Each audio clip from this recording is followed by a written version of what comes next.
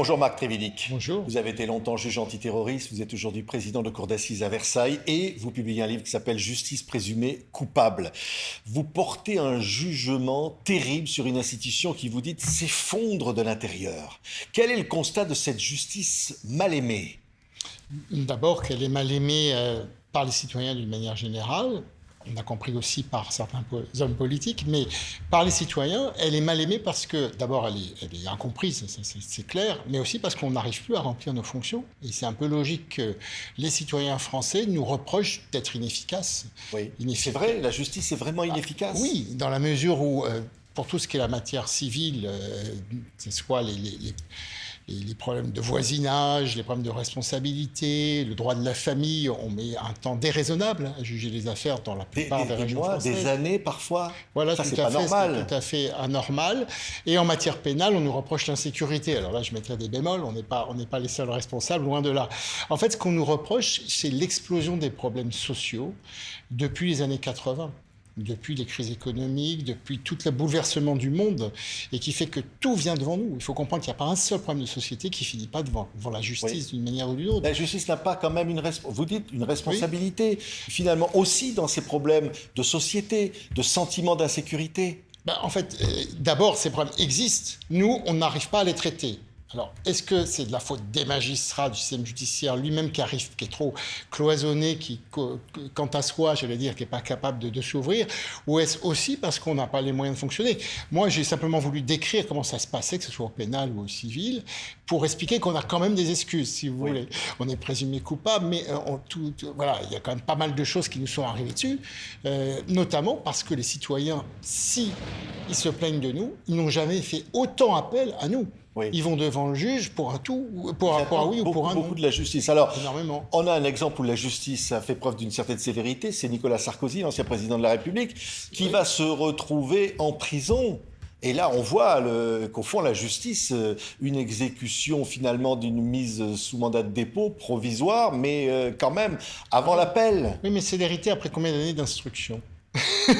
C'est de la rapidité à la fin, en bout de course, parce que ça a été très très long comme enquête. Fatalement, elle était très complexe, et puis il faut aussi reconnaître que certains justiciables ont les moyens de faire traîner les instructions. On fait des recours jusqu'à la Cour de cassation pour plein de raisons. Donc quand enfin c'est jugé, il y a peut-être le courant contraire qui est de dire, bon, maintenant que c'est jugé, on prend une décision radicale tout de suite. Et c'est peut-être ce qui a motivé. C'est pas très normal d'avoir, finalement, il va être enfermé là, à la prison de la Santé, alors qu'il a fait appel. Ah oui, mais ça c'est un vrai problème de fond. C'est le mandat de dépôt à l'audience pour des gens qui ont des garanties de représentation, qui viendront de toute façon se présenter devant la Cour d'appel. C'est tout à fait contestable.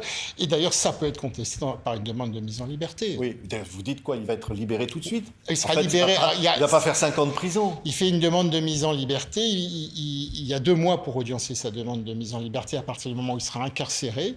Donc ça peut être au bout de 15 jours, 1 mois, maximum 2 mois en tout cas. Et après, il sera libre devant, sans doute, quand il sera jugé sur le fond. Mais ça empêchera, la Cour d'appel peut lui remettre une peine de prison ferme, cette fois-ci, et qui devra exécuter. Donc attention, pour l'instant, on n'est qu'au premier round. Mais la justice passionne. On voit en ce moment le jugement de l'affaire Jubilard. Une affaire comme ça, pourquoi ça fascine au fond ? Le crime a toujours fasciné. Je pense que quand on regarde toute l'histoire de l'humanité, je suis persuadé que dans les cavernes, quand l'homme de Cro-Magnon donnait un coup de massue à un autre, on voulait savoir qui c'était, exactement, qui avait commis le crime. Mais là, on peut condamner M. Jubilard alors qu'il n'y a pas de preuve absolue, alors qu'il n'y a pas de corps retrouvé. Mais c'est le système français de la liberté de la preuve. Au final, on demande aux jurés s'ils ont une intime conviction. Si les éléments présentés ont suffi à forger une intime conviction de culpabilité. La loi protège aussi, puisqu'il faut une majorité de 7 voix sur 9. Donc il y a 3 magistrats professionnels, 6 jurés. Il faut quand même que 7 personnes disent coupable au minimum. Donc ce n'est pas les 5 de la majorité absolue, c'est bien au-dessus. Mais là, Robert Badinter est au Panthéon maintenant. Son combat contre la peine de mort, c'était aussi pour dire il peut y avoir une erreur. On ne peut pas condamner quelqu'un à mort, il peut y avoir une erreur. Donc la justice peut se tromper. La justice se trompe, c'est pas qu'elle peut, elle se trompe. Je suis président de cour d'assises, donc je dirais 1 fois sur 10, j'acquitte à peu près. C'est à peu près ce ratio. Ça veut dire qu'1 fois sur 10, quelqu'un a fait tout le processus jusqu'à la cour d'assises. Il a fait la détention provisoire bien souvent, puisque je juge des crimes. Et on l'acquitte parce qu'on n'a pas assez d'éléments. Alors parfois c'est au bénéfice du doute, Oui. mais parfois c'est simplement parce que Non, mais rien vous dites, dans le dossier. dans ce livre, vous dites, parfois j'ai incarcéré quelqu'un en sachant qu'il était innocent. Non mais ça, vous Ah oui, ça, c'est racontez un autre ça. souci. Oui, mais c'est quand même Non, grave. sachant que mon opinion n'était pas celle de la cour d'assises, attention.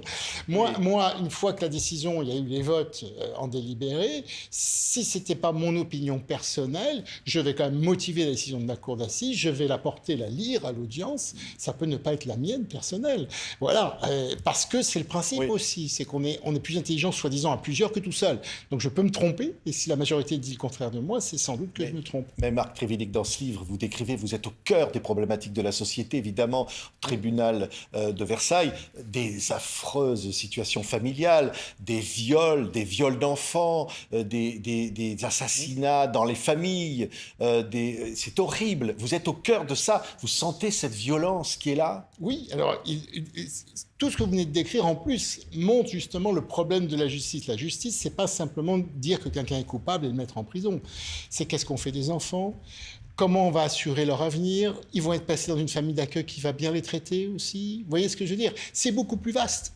C'est beaucoup plus vaste. À partir d'un crime, d'une situation d'un enfant qui est maltraité chez lui, violé ou battu, il y a tout ce qui va être là. Est-ce qu'on va trouver un foyer, une famille d'accueil? Comment on va surveiller que ça se passe bien? Est-ce que le remède est pire que le mal? C'est une charge immense. C'est une responsabilité Sociétale, immense. la justice ne peut pas tout résoudre. Il y a d'abord des problèmes d'investissement financier. On sait que tout ce qui est l'enfance en danger, c'est les départements. Donc c'est les budgets des départements. Et il y a des départements plus riches que d'autres. Il y a des endroits où on a peu de moyens pour avoir des foyers de qualité, des familles d'accueil de qualité, pour s'occuper de l'enfance maltraitée. Oui, alors je le disais, vous avez bien sûr été juge antiterroriste. Vous avez été, j'allais presque dire viré, 2 mois avant, le 13 novembre, on va commémorer l'anniversaire de ces terribles attaques terroristes du Bataclan. 2 mois avant, vous alertiez sur le danger terroriste, et vous êtes viré. J'arrive à mes 10 ans, avec la loi qui m'oblige à partir. Virer, vous saviez que quelque chose allait arriver, vous étiez certain que quelque chose allait se passer. Mais c'était sûr. Non, mais là, on était débordés totalement. Il faut bien comprendre, là, on parlait d'argent et de justice. L'argent et les moyens sont arrivés à l'antiterrorisme après le 13 novembre 2015. C'est après que le parquet national antiterroriste a été créé, qu'il y a eu 26 magistrats. J'ai commencé en 2000, on était 4. C'est après qu'on a augmenté de 1000 personnes les effectifs de la DGSI. Donc il a fallu cette catastrophe des attentats de novembre 2015. On savait qu'on était... Oui, qu'on allait avoir des attentats, puisque c'est assez facile. Quand vous avez un ennemi qui est très puissant et que vous ne contrôlez plus rien, c'est-à-dire que vous ne savez plus qui s'en va, qui revient, que vous êtes persuadé qu'il y a des gens qui nous veulent du mal, parce qu'il y a eu toute l'année 2015 des projets d'attentats en France, des gens arrêtés, le Thalys, des choses comme ça. Donc vous savez que ça va vous arriver, c'est clair. Ça vous attendiez à un attentat de masse. C'est pour ça que d'ailleurs j'avais prévenu. Vous avez prévenu dans le vide? J'ai prévu le gouvernement qui vous a entendu? C'est-à-dire que parmi les gens qui ont entendu, pratiquement tous ceux qui connaissent la matière savaient que oui, ça allait arriver. Ne voyez pas pourquoi je prévenais que ça allait arriver. Oui. C'est toujours agacié même peut-être en le disant. Bien sûr, mais pourquoi il fait ça? Pourquoi il prévient? Parce que moi, je trouve, c'est mon naturel, je trouve que il faut prévenir les gens de ce qui va leur arriver. Ils ont le droit aussi de prendre leurs précautions. Mais on a voulu vous faire taire, Marc Trévidic? C'est ça? Non, on a voulu me faire taire. On ne peut pas me faire taire, d'ailleurs, c'est très compliqué, entre parenthèses. Non, mais on m'a... En tout cas, on m'a toujours reproché d'aller dans les médias. Ma hiérarchie m'a fait venir plusieurs fois, me mettant en garde, etc. Je pense qu'il faut toujours, dans les problèmes de justice, parler aux gens et leur expliquer les choses. Parce que justement... Le manque de confiance dans la justice vient de l'ignorance de la justice. Qu'elle soit antiterroriste ou de droit commun, c'est toujours pareil. Donc il faut vraiment poser les choses et expliquer ça aux gens. Comme ça, au moins, ils comprennent et ils peuvent porter un jugement sur l'efficacité de la justice éclairée. Mais quand même, là, on se disait à chaque attentat, cette fois, ça y est, on va réparer les erreurs, on ne va plus recommettre, plus jamais ça. Et là, qu'est-ce que vous dites aujourd'hui? Aujourd'hui, on va commémorer l'anniversaire du 13 novembre. Hein? Ah oui, tout à fait. Et puis c'est un sacré anniversaire, puisqu'on va être aux 10 ans, tout simplement. Je dirais qu'aujourd'hui, on s'est mis à la hauteur quand même. Vraiment, il y a eu de l'argent. quand on voit maintenant la structure qui existe de lutte antiterroriste, elle est presque en période de calme surdimensionnée, si vous voulez. Alors, il faut la garder surdimensionnée parce que si on recommence à se dire on va baisser puisqu'il y a moins de menaces, quand ça remontera, on sera à nouveau démunis. Donc, c'est un problème, c'est un investissement. Beaucoup d'attentats sans le savoir, là, peut-être. Ah oui, non, mais il y a des arrestations, il y a du travail qui est fait, mais il y a aussi une chose, c'est la géopolitique. On est sur TV5 Monde, ça veut dire quoi? Ça veut dire qu'en fait, il peut se passer un phénomène dans le monde qui crée un appel d'air pour tous les jeunes salafistes djihadistes. Là, ils font canard, quoi. Ils sont pas motivés trop. Mais si demain, il y a une nouvelle zone de djihad dans le monde...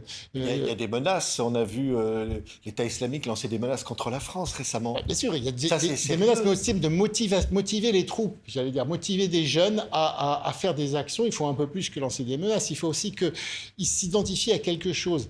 Quand il y avait l'Afghanistan, il y avait une zone où on va appliquer la vraie charia en zone pakistano-afghane. Quand il y a eu la Syrie, il y a une zone de vrai islam, vous voyez ce que je veux dire? Donc ils se motivent par ça, et c'est pour ça qu'ils y vont et qu'ils vont rejoindre un groupe terroriste. Il faut quand même qu'on puisse les motiver.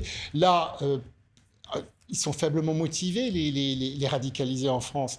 On a une politique, on a reconnu un État palestinien, vous voyez. Donc il n'y a pas vraiment de raison objective que des musulmans en France radicalisés en veuillent à la France dans cette situation. Mais la menace, elle est là. Vous diriez, attention, la menace est toujours là. Oui, mais il n'y a pas un groupe très structuré. Donc elle est de faible intensité, mais quelqu'un de déterminé, même tout seul, même à 2-3, peut faire très mal. C'est pas un gros groupe, mais souvenons-nous de la promenade des Anglais à Nice. En juillet 2016, le nombre de morts, 80 morts avec un camion. Oui. Et il n'y avait pas une grosse structure derrière. Oui. Ce qui est fou dans ce livre, Marc Trévidic, Justice présumée coupable, au fond, on se dit oui, on aurait envie d'aimer sa justice. Les citoyens savent que la justice est là pour les protéger. Qu'est-ce qu'il faudrait faire? Réinventer quelque chose? Faire une révolution? C'est compliqué parce que, en fait, c'est pas que les citoyens aiment la justice, c'est d'abord que les citoyens aspirent à la justice. C'est quand même une aspiration à la base. Après, il y a un service public de la justice, c'est quand même deux choses un peu différentes. Je pense que les citoyens français ont chevillé au corps un besoin d'égalité et de justice. Pour ce qui est de la justice, cette aspiration est un peu trop absolue par rapport aux moyens du bord. Donc, le service public de la justice ne peut pas remplir les aspirations des citoyens. Les moyens, mais aussi peut-être une certaine organisation, peut-être de revoir les méthodes. Ah, mais de toute façon, il va falloir pour tous les corps constitués, pour le pouvoir exécutif de la même façon. Le manque de confiance dans le pouvoir exécutif est patent.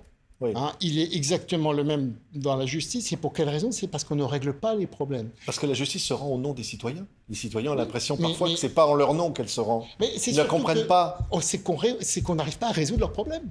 C'est-à-dire qu'en fait, il y a des problèmes qui se posent, ni le pouvoir exécutif, ni l'autorité judiciaire n'arrivent à résoudre leurs problèmes. Donc au bout d'un moment de problèmes non résolus, de société, ils n'ont plus confiance. C'est une logique implacable, ce truc-là. Donc on est au même banc que, je dirais, les pouvoirs exécutifs et législatifs. Ils nous détestent moins que les politiques, c'est tout. C'est à peu près tout ce qu'on peut dire d'optimiste pour les magistrats. Ça dépend, hein. Oh, si, je crois quand même, mais alors, vraiment, je pars désespéré de cette histoire. Mais je pense, voilà. Mais expliquons-leur comment on marche, que simplement, ils constatent, mais ils le voient dans les juridictions, qu'on fait notre maximum. Enfin, je finis des audiences à 2-3 heures du matin en cour d'assises. Qu'est-ce que vous voulez qu'on fasse de plus? Au bout d'un moment, ils en ont pour leur argent. Il faut aussi leur dire, désolé, vous avez pour votre argent. Parce qu'à la justice, on la paye. Oui, Marc Trévidic, justice présumée coupable chez Albin Michel, l'ancien juge antiterroriste, nous raconte de l'intérieur l'effondrement du système. Donc, c'est publié, je le disais, chez Albin Michel. Merci beaucoup, Marc Trévidic, d'avoir été notre invité aujourd'hui. Merci beaucoup.